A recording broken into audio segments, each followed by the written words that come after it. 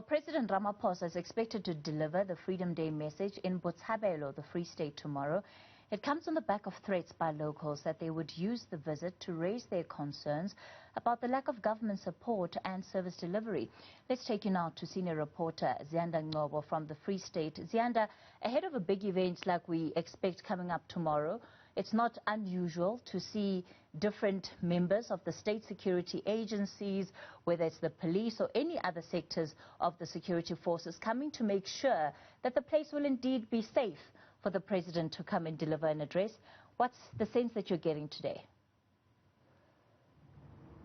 Absolutely, Kathy, and we understand that there was a group of businessmen here, in Botshabelo, I should say, that was planning to disrupt then the annual commemorations for Freedom Day, and this was because they wanted to raise concerns about the state of the economy here in the Free State, and they wanted the ear of the president. And it's not just in Botshabelo. I can tell you, Kathy, that one of the mayor's homes in one of the municipalities here had their parental home actually torched last week. It was, in fact, because the community in Wynberg, where this commemoration was initially meant to take place, was moved from Wynberg to Botshabelo, and the community there, the torching of the home, of the mayor's home, is understood to be as a result of that community there saying that they would have liked the events to be held in Wynberg because of the opportunities that it brings. Of course, with such an event, there's lots of accommodation that's needed, and it brings in tourism for the locals. And so there were issues around also artists who would have wanted then to have formed a part of the program, and now this particular event will be taking place in Botshabelo. We understand then that some members of the ANC met with these business people who I'm told were promised to be part of the financial year of the Free State government. You still need to get clarity on that, but it seems as though there won't be any disruptions ahead of those celebrations tomorrow. But of course, Kathy, the president being in the Free State comes at a time then when there have been threats by those who are supporters of Secretary General Ace Magashule to actually cause chaos in this particular province as a result of that looming deadline for the step-aside guidelines to be implemented. Of course, one of the things that's unavoidable is that the president tomorrow will be speaking on a message of freedom. But when you look at the state of municipalities across the board in the Free State, the people who are living there certainly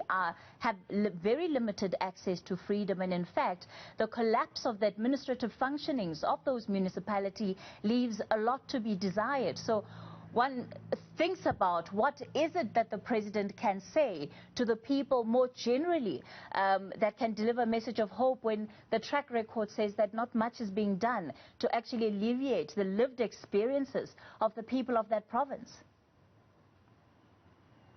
And this is precisely why then there were those threats to disrupt this particular commemoration, for the mere fact that the poster that was going around on social media to say there's no freedom without basic services. If you look at the state of municipalities in this particular province, it leaves much to be desired. And this is exactly why then you have the community in Wynberg actually up in arms, even the community in Botshabelo itself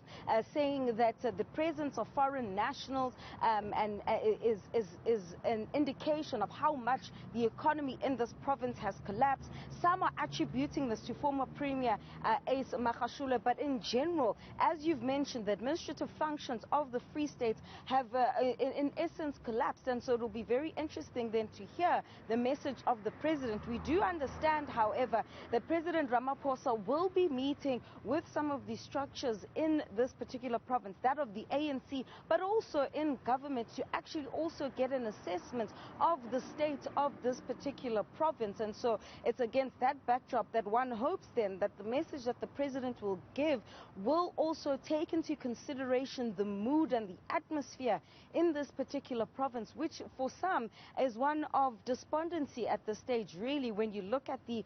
lack of service delivery in this particular area. Bloemfontein is relatively more developed, but we're talking about the towns outside outside of Bloemfontein and the rest of this province, when you talk about Bethlehem, Winburg, and now Botshabelo, where the Freedom Day celebrations will be taking place, then I expect the president then to speak on these issues, and of course Premier Sisintombela will be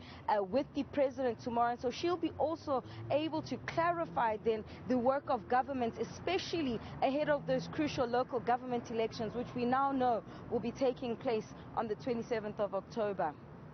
All right, and of course you can expect coverage of the Freedom Day events and that speech by the president right here on Newzroom Afrika.